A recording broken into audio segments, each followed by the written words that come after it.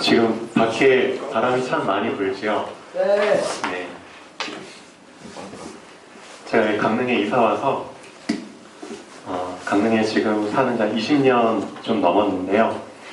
이렇게 바람이 크게 부는 거는 거의 없었던 것 같습니다. 예, 바람 소리 들으면서 우리 랩런트들 잘 아는 우화 있죠? 아기돼지 삼형제. 그 늑대 나오는 거예요. 예. 이게 갑자기 많이 생각이 나요. 이 삼형제가 각각 엄마로부터 독립해서 집을 짓잖아요. 근데 이제 첫째 돼지는 어떤 집을 지었죠? 지푸라기.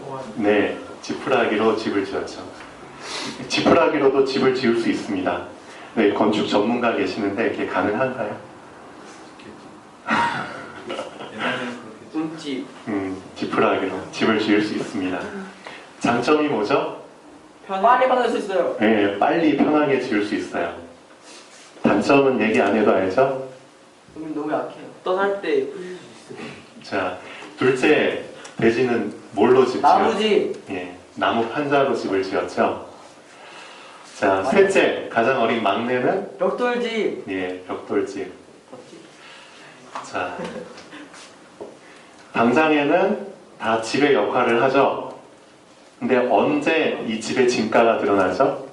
그 늑대도 자연재해. 바람 불 때. 그렇죠. 자연재해, 바람 불 때. 오늘과 같은 바람이 불 때는 이 집의 진가가 드러납니다. 이렇게 무너질 집과 견고하게 견딜 집이 드러나죠. 그런 것 같아요. 우리 인생을 집으로 표현을 하잖아요.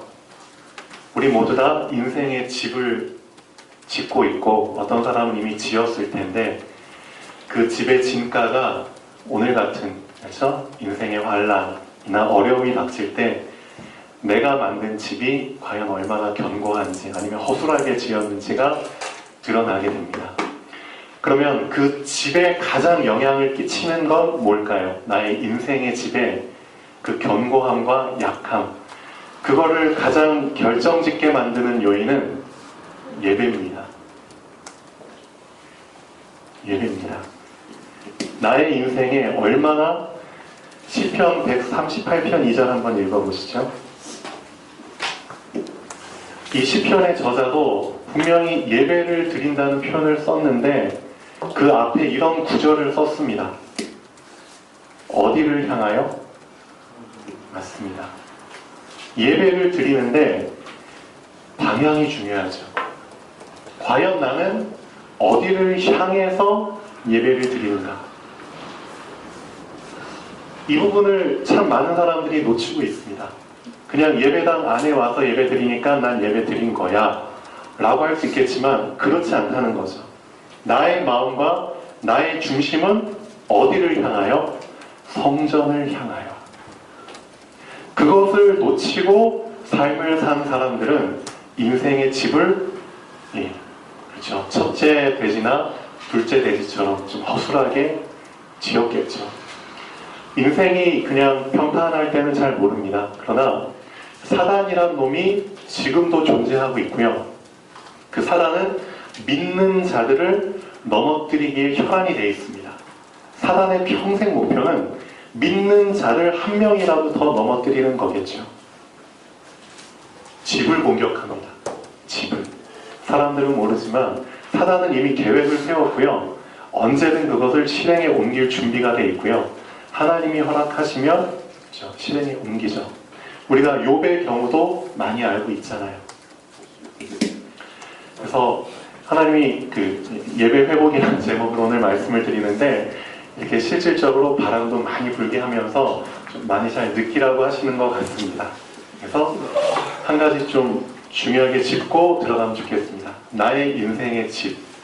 우리 랩런트들은 인생의 집을 한창 지을 준비를 하셔야 될 시간표고요. 우리 어른들은 이미 지으셨을 텐데 혹시라도 보수공사를 그렇죠?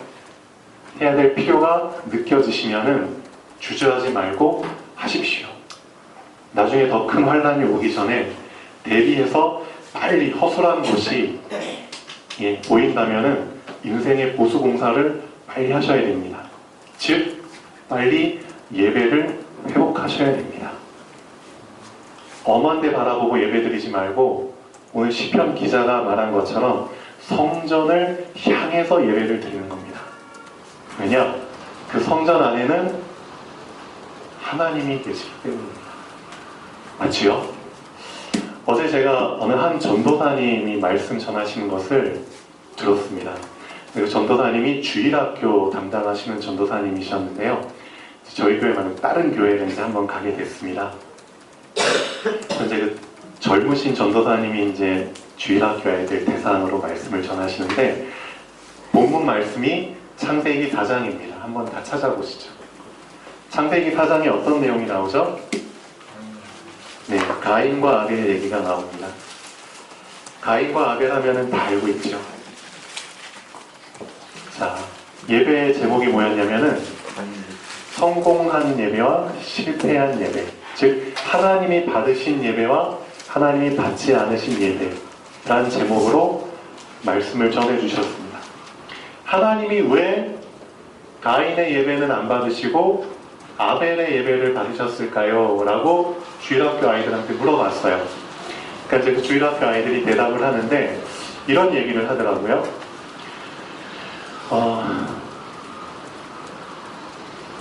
이제 좀 정답 비슷하게는 다 얘기를 했는데, 근데 이제 그 전도사님께서 이런 말씀을 하셨습니다. 아벨은 진정으로 예배를 드렸고, 가인은 진정으로 예배를 드리지 않았다. 고 이제 말씀을 하셨어요. 그러면서 하시는 말씀이 가인은 자기가 그 농사를 지었잖아요. 그 농작물의 소산 중에서 일부를 가지고 많은 농작물을 그렇죠 수확을 했는데 그것들 중에 일부를 가지고 하나님께 제사를 드렸고, 아벨은 자기가 키운 양의 첫 새끼, 아주 먹고 그렇죠 순결한 양의 첫 새끼를 가지고 하나님께 예배를 드렸다. 즉 가인은 자기가 갖고 있던 것들 중에 한 일부만 가지고, 한 부분을 가지고 예배를 드렸기 때문에 어떻게 보면 진정성 있게 예배를 드린 게 아니고, 아벨은 그렇지 않다는 거죠. 그래서 그 말씀을 들으면서 이런 생각을 좀 해봤습니다. 근데 우리는 다 알고 있죠. 하나님이 가인과 아벨의 예배에서 가인의 제물을 받지 않으시고 아벨의 제물을 받으신 이유는 우리는 알고 있습니다. 핵심은 알고 있습니다. 히브리서에 나온 것처럼 그 뭐가 증명합니다? 예, 그렇죠. 그 제물이 증거합니다. 우리는 핵심은 알고 있습니다. 근데 제가 한 가지 어제 말씀드리면서 좀 느껴진 점이 이겁니다. 오늘 요한복음 본문 4장 24절에 보면은 예수님께서 사마리아 여인에게 이런 말씀을 하시죠. 하나님은 영이시다. 즉 눈에 보이지 않기 때문에 안 계신 곳이 없다는 거죠.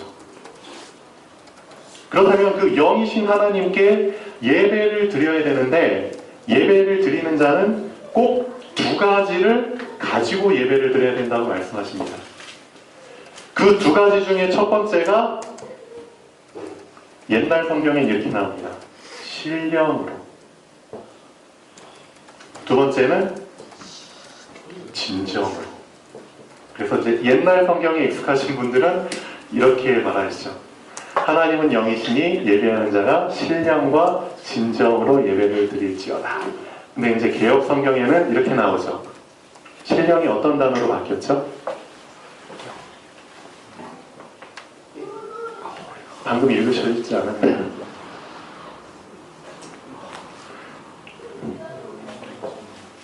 찾아보시죠. 자, 요한복음 4장 24절. 아주 중요합니다. 자, 하나님은 영이시니 예배하는 자가 예, 좋습니다. 영과 진리로 예배할지니라. 예배의 핵심이 있고요. 핵심이 바로 영입니다. 즉 성령이십니다. 예배하는 자가 붙잡아야 될 가장 큰 핵심은 성령이고요. 그 다음에 우리가 붙잡아야 될 거는 그렇습니다. 진리입니다. 그렇죠. 어떻게 보면은 진정이라고 할 수 있죠. 근데 요즘 교회 다니시는 분들이 둘 중에 그렇죠. 양쪽 다 붙잡은 분들이 예배를 드리면 얼마나 좋겠습니까? 근데 참 그런 분들이 많이 부족한 것 같아요. 어떤 분은 성경의 핵심은 붙잡고 있다고 얘기를 해요. 핵심이 그리스도죠. 예, 맞습니다. 성경의 핵심되는 그리스도는 붙잡고 있지만 뭔가 부족하다는 거죠. 나는 핵심은 붙잡고 있어. 근데 그게 너무 자만이 됐는지 교만이 됐는지 진정성이 없다는 거죠. 근데 어떤 분들은 핵심은 잘 몰라. 성경의 핵심이 되는 건 잘 모르지만 마음의 진정성 중심은 있어. 예. 그래서 어제 그 전도사님 말씀을 들으면서 이런 생각을 좀 해봤습니다. 그렇다면은 과연 둘 중에 뭐가 더 나을까? 네, 둘 중에 하나라도 놓치는 게 맞지는 않겠죠. 그래서 여러분들 같은 경우는 성경의 핵심을 알고 계십니다. 근데 하나님이 원하시는 것은 핵심을 붙잡은 자들은 진정으로 예배를 드려야 합니다. 그래서 저는 그런 느낌이 좀 받아요. 많은 기존 교회에 다니시는 분들 중에 사실 복음을 잘 모르시는 분들 많아요. 많지만 정말 진정성 있게 중심을 품고 신앙생활 하시는 분들이 참 많습니다. 예. 그런 걸로 따졌을 때 우리한테 참 부족한 부분들을 많이 하나님께서 보여주시는 게 아닌가 싶습니다. 그래서 나는 성경의 핵심을 알고 있어. 그렇지만 과연 그게 아는 것일까? 그렇죠? 정말 핵심을 붙잡았다면 그 사람은 진정성이 따라오는 게 당연하다고 봅니다. 그렇죠? 그래서 예배를 드릴 때는 항상 이 두 가지를 붙잡고 핵심되는 성령 붙잡으시고요. 그 다음에 우리의 마음과 목숨과 뜻과 힘을 다해서 예배를 드리는 겁니다. 그게 예배자의 삶이겠죠. 그래서 어제 저는 이제 그런 기회를 좀 가졌습니다. 자, 오늘 서론 말씀 잠깐 보시죠. 서론에 좀 숫자가 좀 쭉 많이 나오는데 1대1의 믿음이라는 거에 대해서 좀 짚고 넘어가겠습니다. 1대1, 즉 하나님과 나. 이 하나님과 나 사이에는 절대 어떤 것도 끼어들어서는 안 된다는 뜻이죠. 제가 하나 좀 잘못을 좀 지금 말씀드려야 될 부분이 있는데요. 뭐냐면은 제가 우리 성도님들 이름을 부를 때 본인의 이름을 부르고 호칭을 부르고 말씀을 드려야 되는데 제가 이 부분을 좀 잘 못한 부분이 있습니다. 특히 우리 이영신 성도님 호칭을 할 때 제가 뭐라고 계속 호칭을 드렸죠? 예, 준영이 어머님이라고 호칭을 드렸습니다. 본인의 이름이 있는데 꼭 제가 이제 본인의 이름 이영신이라는 그렇죠? 아주 아름다운 이름이 있는데도 계속 준영이 어머님이라는 호칭을 제가 썼습니다. 지금 생각해 보면은 참 이게 큰 실수 아닌 실수라고 지금 생각이 듭니다. 왜냐면은 준영이 어머님이라는 이름이 들려지면은 누구한테 포인트가 맞춰진 건가요? 예, 준영이에게 포인트가 맞춰진 겁니다. 그럼 어머님은 뒷전이라는 겁니다. 어떻게 보면은 제가 엄연히 지금 대화를 예를 들면은 준영이 어머니, 즉 이영신 성도님과 얘기하고 있는데도 준영이라는 아들이 그렇죠? 어떻게 보면 독립적인 한 사람이죠. 그 한 사람이 저와 이영신 성도님 사이에 계속 끼어져 있는 겁니다. 어떻게 보면은 우리가 하나님께 예배를 드리는데도 그렇죠? 하나님과 나 사이에 뭔가가 자꾸 낑겨 들어간다는 겁니다. 이런 생각이 좀 들어요. 예전에 어떤 어머님들이나 아버님들이 자기 자녀가 아플 때, 그렇죠? 자기 자녀의 병만 고쳐질 수 있다면 그냥 뭐든지 다 하겠습니다. 라는 그런 거 있잖아요. 요즘도 마찬가지입니다. 내 아들이 불치병에 걸렸거나 큰 사고 때문에 힘들다. 근데 누군가, 맞죠? 이 문제를 해결해 준다면 나는 내 목숨까지도 바치겠습니다. 어떻게 보면 이것도 신앙 안에 자연스럽게 흘러 들어온 것 같아요. 이게 잘못이 됐다고 얘기하는 게 아닙니다. 그만큼 자녀를 사랑하기 때문이겠죠. 어떻게 보면 그런 겁니다. 내 아들을 위해서 내가 신앙생활을 하는 건지, 어떻게 보면, 아니면 내가 정말 나 자신의 믿음을 위해서 신앙생활을 하는 건지, 그것을 어떻게 보면 하나님께서는 좀 구별을 짓기를 원하시는 게 아닌가라는 생각을 좀 해봅니다. 그 닭이 먼저냐 달걀이 먼저냐, 그런 것처럼 과연 나는 어디에 포인트를 두고 신앙생활을 해야 되는 것일까? 성경에서는 뭐가 먼저라고 얘기를 하고 있죠? 성경에서는 닭이 먼저입니까? 달걀이 먼저입니까? 닭. 성경에서는 달걀. 성경에서는 하나님이 먼저라고 얘기를 하고 있습니다. 닭도 아니고 달걀도 아니고 성경에서는 하나님이 먼저입니다. 그러면은 한번 짚고 넘어가죠. 나도 아니고 내 자식도 아니고 내가 사랑하는 가족도 아닌 진짜 하나님을 우선순위에 놓고 내가 산다면 하나님은 어떻게 해주시길 원하시느냐? 하나님은 이 사람을 어떻게 하시느냐? 축복. 누가 얘기했어요? 예요. 축복. 자, 민수기 한번 찾아보죠. 자, 우리 상진이가 요즘 아주 멋있는 모습을 좀 보여주고 있는데 민수기 한번 찾아보시죠. 6장 23절에서 27절까지 이따 할 내용인데 미리 얘기 좀 하겠습니다. 하나님이 하나님의 자녀들에게 주시고 싶어 하는 게 있습니다. 근데 그것을 제사장들에게, 예배를 담당한, 제사를 담당한 제사장들에게 일부러 하나씩 얘기를 해주셨습니다. 제사장들아, 너희는 백성을 위해서 이렇게 축복을 해라. 하나님이 주고 싶어 하시는 것을 제사장들에게 일부러 가리키십니다. 4가지를 꼭 기도해줘라. 백성들을 위해서.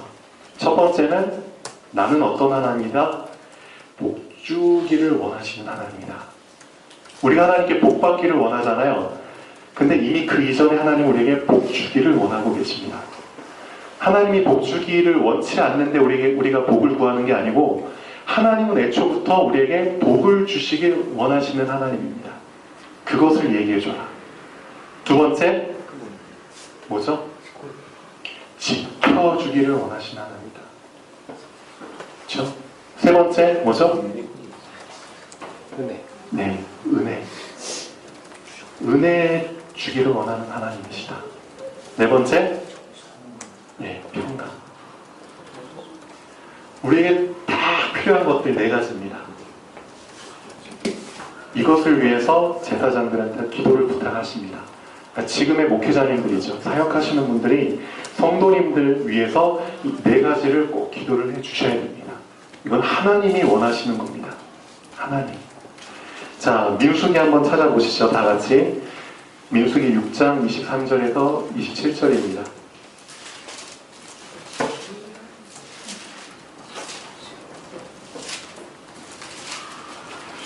6장 23절에서 27절인데 이 축복이 먼저 누구에게?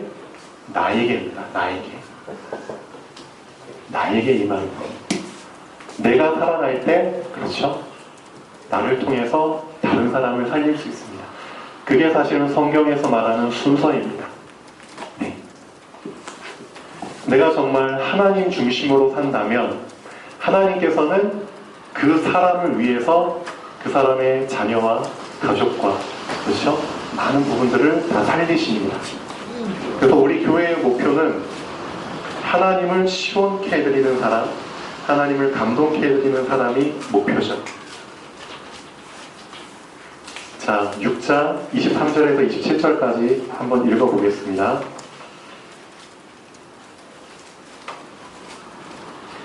아론과 그의 아들들에게 말하여 이르기를 너희는 이스라엘 자손을 위하여 이렇게 축복하여 이르되 여호와는 네게 복을 주시고 너를 지키시기를 원하며 여호와는 그의 얼굴을 내게 비추사 은혜 베푸시기를 원하며 여호와는 그 얼굴을 내게로 향하여 대사 평강 주시기를 원하노라 할지니라 하라. 그들은 이같이 내 이름으로 이스라엘 자손에게 축복할지니 내가 그들에게 복을 주리라. 아멘. 네, 맞습니다. 자, 소리가 눈에 안 보이잖아요. 예. 예, 소리가 눈에 안 보입니다. 근데 이제 과학이 발달하면은 이 소리도 눈에 보이게 만들 수 있을까라는 생각을 좀 해봅니다.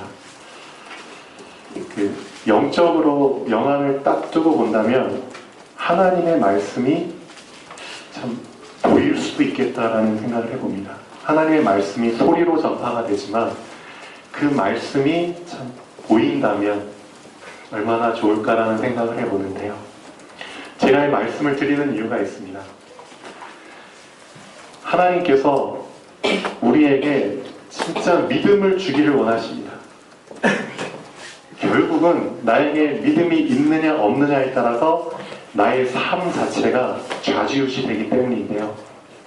지금 우리한테 가장 중요한 것은 어떻게 보면 믿음입니다.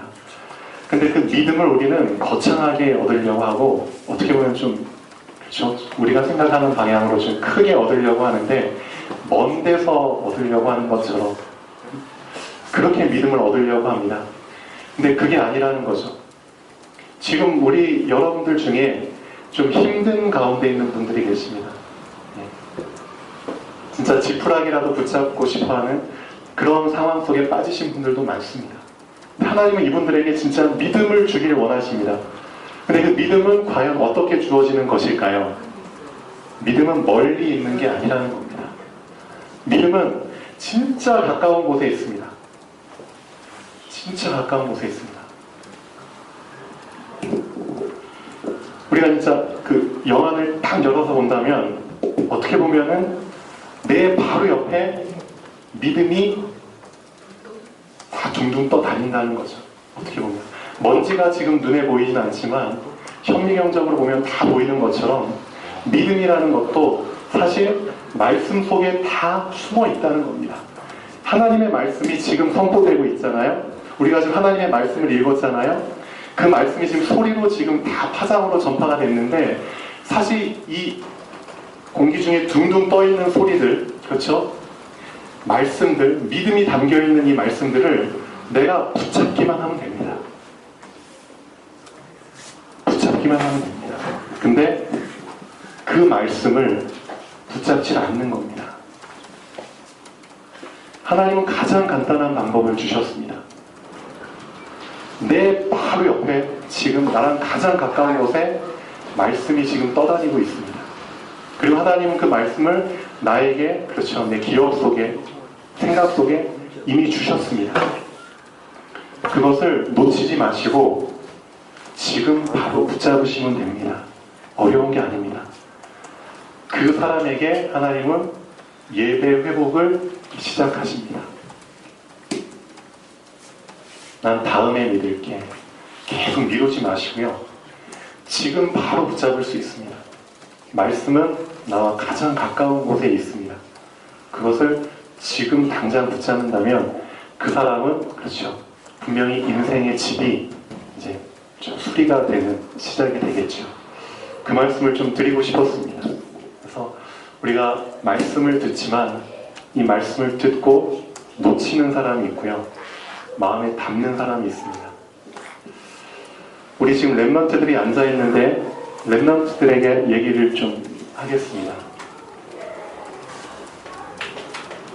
민수기서에 보면은 랩런트 12명이 나와요. 지금 여러분들 몇 명 앉아있죠? 5명. 5명 앉아있죠? 민수기서에 보면은 랩런트 12명이 나옵니다. 근데 랩런트들은 약간 큰 청장년의 랩런트입니다. 하나님께서 모세에게 명령을 하십니다. 지도자죠. 모세야, 애굽에서 해방돼서 빠져나와서 지금 광야에서, 그렇죠, 행군을 하고 있는데 너희가 갈 땅은 가나안이다. 가나안 땅, 지금의 이스라엘입니다. 이 이스라엘 땅 바로 앞에 이스라엘 민족 60만 명이나 되는 사람들이 도착을 했어요. 그리고 나서 하나님께서 모세에게 명령을 하십니다. 가나안 땅을 정탐 좀 해야겠다. 그러니까 12지파에서 한 명씩 지휘관 된 자, 청장년 중에서 지휘관 된, 그리고 앞으로 이 지파를 거느릴, 그렇죠, 미래 지도자들 한 명씩을 뽑아라. 그리고 이 12명을 가나안에 정탐을 시켜라 라고 얘기를 하십니다. 그래서 모세가 지파별로 12명을 뽑아가지고 40일 동안 정탐을 시킵니다. 자, 하나 물어보죠. 지금 이 각 지파의 미래 지도자들이 서로 전혀 모르고 있는 사이였을까요? 아니겠죠. 예, 나름대로 다, 그렇죠, 가능성이 있는 엘리트들이었기 때문에 다 알고 있었고 심지어는 친했을 수도 있겠죠. 그리고 무리를 지어 놀러 다니기도 하고, 그렇죠, 서로의 어떤 의견을 나누면서 토론도 하면서 그렇게 좀 잘 알고 있는 사이였을 수도 있을 겁니다. 근데 문제가 어디서 드러나느냐, 40일 동안 같이 12명이서 정탐을 하고 나서 돌아와서 보고를 합니다.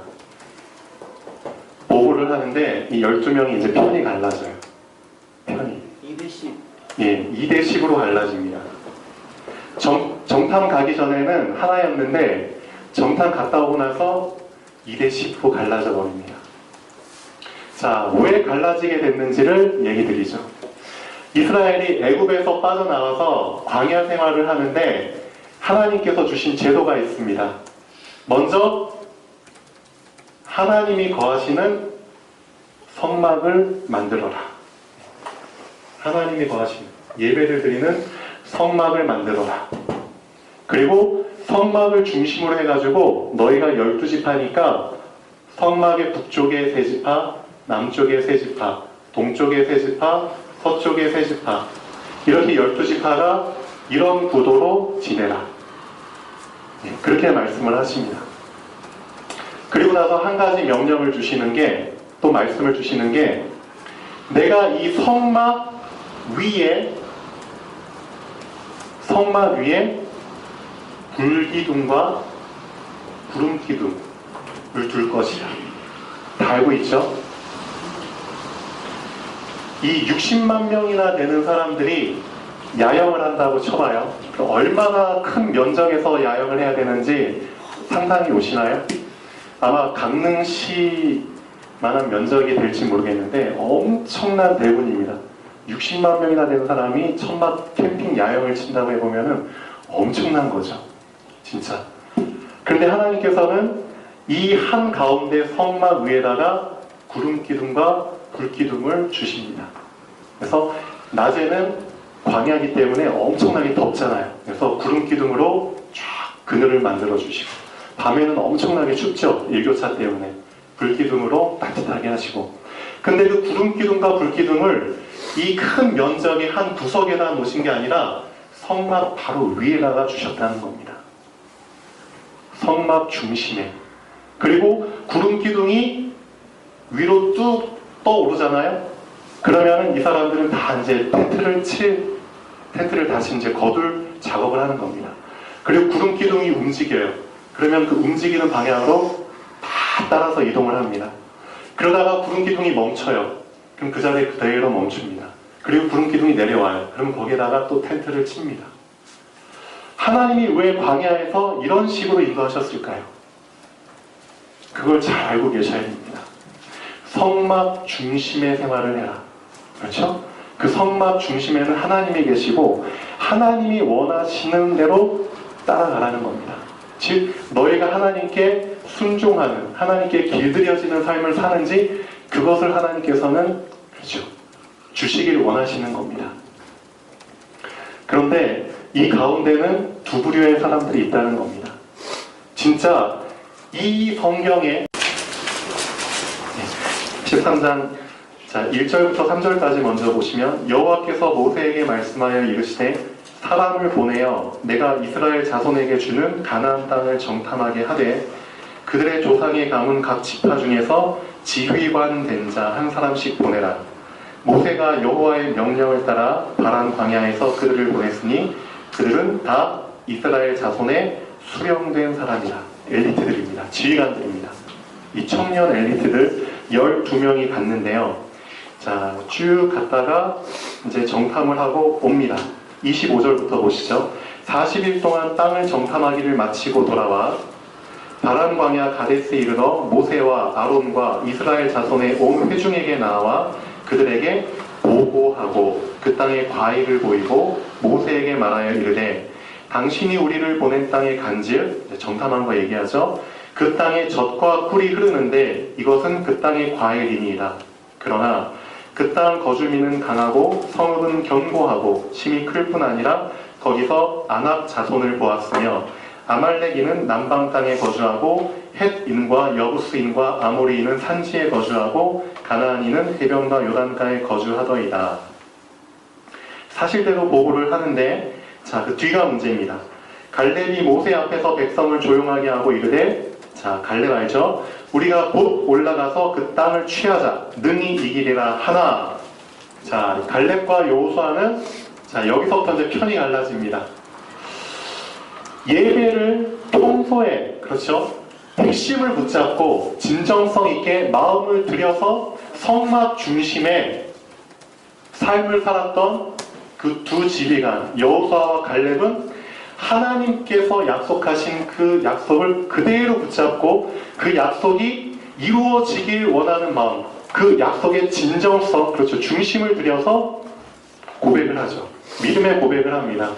하나님이 이 땅을 우리에게 주신다고 약속하지 않았느냐?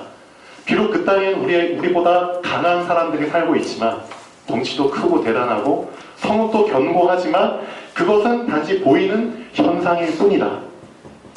보이는 현상일 뿐이다. 현상 위에 약속이 있지 않느냐. 그렇죠? 우리는 약속대로 되는 걸 믿는다. 그러니까 우리가 치러 올라가자. 능히 우리가 이길 것이다. 라고 여호수아와 갈렙은 얘기를 합니다. 즉 평소에 예배가 되어진 사람은 그렇죠. 이런 고백을 합니다. 핵심을 붙잡고 거기에 진정성을 담아서 신앙생활하는 사람은 분명히 이런 위기가 왔을 때 이런 고백을 합니다. 그런데 나머지 10명은 어떻죠? 핵심 속에 들어오긴 했지만 어떻게 보면 핵심을 안 붙잡을 수도 있죠. 마음, 진정성을 담지 않고 그렇죠. 그냥 묻어간 사람들은 거기서 그들의 본색이 나옵니다. 현실이 더 크게 보입니다. 문제가 더 크게 보입니다. 하나님의 약속 보이지가 않습니다. 나머지 사람들은 어떻게 고백하죠? 자, 31절. 그와 함께 올라갔던 사람들, 나머지 10명이죠. 이르되 우리는 능히 올라가서 그 백성을 치지 못하리라. 그들은 우리보다 강하니라 하고 이스라엘 자손 앞에서 그 정탐한 땅을 악평하여 이르되 우리가 두루 다니는 정탐한 땅은 그 거주민을 삼키는 땅이요 거기서 본 모든 백성은 신장이 장대한 자들이며 거기서 네필린 후손인 아낙 자손의 거인들을 보았나니 우리는 스스로 보기에도 메뚜기 같으니 그들이 보기에도 그와 같았을 것이니라. 여기서 이게 나옵니다. 12명 중에서 나머지 10명이 그렇죠. 보이는 현실을 가지고 그대로 불신앙의 말을 해버리니까 그게 온 이스라엘 민족을 선동해버린 말이 돼버리는 겁니다. 우리 랩런트들한테 하나 물어보겠습니다. 지금 5명이 여기 있는데 여러분이 지금 같이 몰려다니면서 생활하는 거 좋아요. 좋은데 혹시라도 여러분 중에 이런 믿음의 결단을 해야 될 때가 온다면 여러분들은 어떻게 하겠습니까? 제가 아까 이제 형민이에 대해서 잠깐 얘기를 해줬는데 지난주 금요일에 형민이가 그렇죠. 같이 뭉쳐다니는 거 좋아하잖아요, 여러분들. 근데 혼자서 금요일 예배를 드리러 왔더라고요. 혼자서. 그 모습을 보면서 이 12명의 정탐꾼이 좀 많이 생각났습니다. 그래. 형민이는 그렇죠? 지금 나이가 좀 어리지만 예배에 대해서 지금 어떻게 생각하고 있을까? 예배를 어느 정도까지 깊이 이해하고 있을까? 그렇죠? 아마 하나님 앞에서 지금 우리 이제 고등부 다 됐잖아요. 어린아이의 그 신앙을 버리고 이제는 장성한 자, 성인의 신앙을 붙잡아야 될 이제 때가 다 됐죠. 우리 친구들은. 한번 본인을 좀 되돌아보면 좋겠어요. 사람 숫자에 이리저리 휩쓸려 다니는 그렇게 신앙생활을 하다 보면은 나중에 이런 현실이 오게 됩니다. 진짜 12명 어떻게 보면 되게 친했던 친구들이 아닌가 싶습니다. 그 당시에. 나름대로 다 실력 있고 한 지파의 미래 지도자감들인데 그런데 실제 믿음을 보여야 돼. 그런 상황이 왔을 때는 갈릴 수밖에 없고요. 근데 나중에 어떻게 되느냐? 40년 후에 어떻게 되는 줄 아세요? 40년 후에 이 고백을 하고 나서 40년 후에 어떻게 되냐면 이 12명 중에서 나머지 10명 불신앙하고 이스라엘 백성을 선동했던, 그렇죠? 하나님을 원망하게 만들었던 예배 중심의 삶을 살아야 되는데 성막 중심의 삶을 살아야 되는데 성막을 믿지 못하고 어떻게 선동을 하냐면 우리가 다시 애굽으로 돌아가자. 그리고 우리가 애굽으로 돌아가려면 또 지휘관을 한 명 세워야 되는데 또 다른 지휘관을 우리가 세우자. 그래서 애굽으로 돌아가자. 그렇게까지 선동을 해버립니다. 하나님 보시기에는 진짜 이건 완전히 뚜껑 열리는 상황이죠. 그렇게 선동을 하고 거기에 추종했던 사람들 다 어떻게 됐냐? 40년 후에 특히 12명 중에서 10명 광야에서 이제 다 이름도 없이 빛도 없이 죽었습니다. 그리고 40년 후에 실제 가나안 땅에 들어간 사람은 2명입니다. 여호수아와 갈렙. 이 부분이 여러분들한테 시사해 주는 게 크다고 봅니다. 지금 당장은 여러분들이 이렇게 몰려다니면서 할 수 있어요. 근데 진짜 여러분들 중에 예배가 회복되는, 그렇죠? 예배 중심의, 하나님 중심의 삶을 사는 친구들은 나중에 이 이스라엘의 역사입니다. 역사. 여러분 학교 가면은 국사책 배우죠? 근데 실제 이스라엘 가면은 이스라엘은 국사책으로 성경 배웁니다. 이스라엘 어린이들은 제가 12살 때 성인식 하죠. 걔네들은 진짜 일찍 처리됩니다. 그 이유 중에 하나가 역사. 역사 통해서, 그렇죠? 예배를 붙잡았을 때, 예배를 놓쳤을 때, 즉, 흥, 망, 성, 쇠, 흥하고, 망하고, 성하고, 쇠하고, 이 네 가지를 좌지우지하는 게 예배라는 것을 여전히 어렸을 때부터 배웁니다. 예배는 절대 안 놓치려고 합니다. 그래서 이스라엘 어린이들은 어떻게 보면 나이 어렸을 때부터 일찍 처리되죠. 그래서 성인식도 일찍 하고요. 본인 자신의 앞가림하도록. 그래서 절대 예배를 놓치지 않도록 가리킵니다. 근데 이스라엘의 문제는 핵심을 놓쳤다는 게 문제죠. 핵심. 근데 중심은 엄청 대단합니다. 우리 지금 랩런트들한테 부탁을 드리고 싶습니다. 진짜. 여러분들 이제는 장성한 그 어른의 믿음을 붙잡아야 될 시간표가 됐습니다. 벌써 17살 다 이상 됐잖아요. 실제 여러분들에게 이런 상황이 왔을 때, 그렇죠? 하나님 앞에서 성막 중심, 예배 중심의 믿음을 붙잡고 그것을 붙잡았을 때 하나님께서는 지금 당장은 힘들 수 있겠지만 40년 후 미래를 내다봤을 때 분명히 하나님이 원하시는 목표를 이루게 하십니다. 가나안 땅에 들어가게 하십니다. 그 부분을 우리 랩런트들 꼭 붙잡으셔야 됩니다. 지금 당장은 그래 예배드리는 게 뭐가 중요해 라고 할 수 있겠지만 나중에 알게 됩니다. 그 사람의 인생의 흥망성쇠를 사실 하나님이 좌지우지하고 있다는 것. 이건 우리 랩런트들한테만 주는 게 아니라 우리 모두에게 주시는 말씀이겠죠. 예, 진짜 예배 회복하셔야 됩니다. 근데 이런 게 있습니다. 많은 사람들이 이제 교회 중심의 생활을 해야 된다고 얘기를 하는데 맞습니다. 근데 그 전에 해야 될 게 있습니다. 교회는 하나님 중심이 돼야 됩니다. 맞죠? 교회가 하나님 중심이 안 되면 큰일 납니다. 하나님 중심이 안 된 교회에게, 교회 안에 있는 성도님들에게 교회가 교회 중심이 되라라고 얘기한다면 이건 큰일 날 소리입니다. 교회가 성도님들에게 교회 중심 되라라고 말하기 전에 교회는 하나님 중심이 먼저 돼야 됩니다. 그게 먼저죠. 근데 지금 많은 세상 교회들이 그렇죠? 교회 안에 좀 이상한 것들이 많이 들어와 있죠. 그러면서 교회 중심이 되라고 얘기합니다. 그러면은 성도님들을 그렇죠. 다 구덩이에 빠뜨리는 결과를 낳게 되겠죠. 소경이 소경을 인도하는 그런 부분이 참 안타깝습니다. 그래서 우리 교회는 먼저 성도님들의 교회 중심이 되라고 하기 이전에 교회가 하나님 중심이 되는 게 먼저라고 생각을 합니다. 예. 자, 오늘 드릴 말씀이 좀 많았는데요. 어찌됐든 우리 교회의 목표는 먼저 예배가 회복되면 좋겠습니다. 그리고 하나님께서는 아까 말씀드린 것처럼 하나님과 나 사이에 절대 어느 것도 낑겨 들어가서는 안 된다는 것. 온전히 하나님께서는 우리 준영이 어머님이 아닌 이영신이라는 사람을 원한다는 것. 제가 그런 부분을 많이 깨닫고 좀 지금 그 사과의 말씀을 드립니다. 앞으로는 제가 이제 성도님 이름을 부르겠습니다.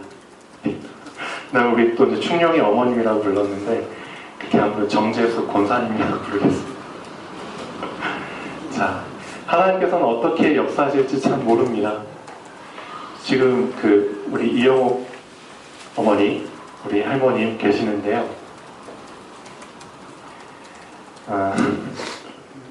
지금 저희 뒤에 저희 어머님도 앉아 계십니다. 이제 이름이 똑같으십니다. 우리 어머니 김영옥, 이영옥. 네, 이런 순간도 오네요. 예. 사실 제가 저기 정재숙 권사님이죠. 포천에서 이사 오신 지 얼마 안 되시는데 저희 집도 포천에 있습니다. 그래서 몇 년 전부터 이런 좀 소망을 갖고 있었습니다.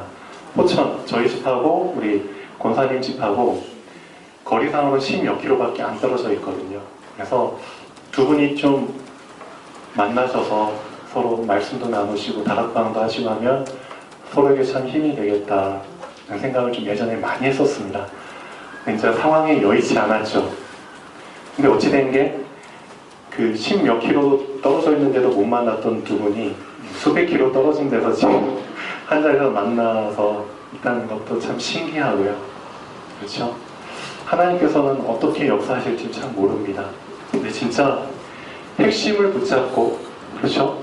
진정성을 담아서 그렇죠? 예배를 회복하길 원하는 자는 하나님의 시간표에 맞게 하나님이 분명히 이를 이루어 가신다는 것을 한번 확인해 봅니다. 그래서 지금 당장은 우리 앞에 문제가 산더미처럼 크게 보이고 그렇죠? 난감하게 보여지지만 분명히 내가 하나님과 1대1로 하나님 중심으로 예배 중심으로 회복하기 시작한다면 하나님은 분명히 그 사람을 통해서 그 사람 주변 회복하십니다. 시간은 걸리지만 이렇게 해결돼야지만 뒤탈이 없습니다. 이렇게 해결돼야지만 뒤탈이 없습니다. 그렇죠? 빨리 지은 집은 부실공사 나중에 무너집니다.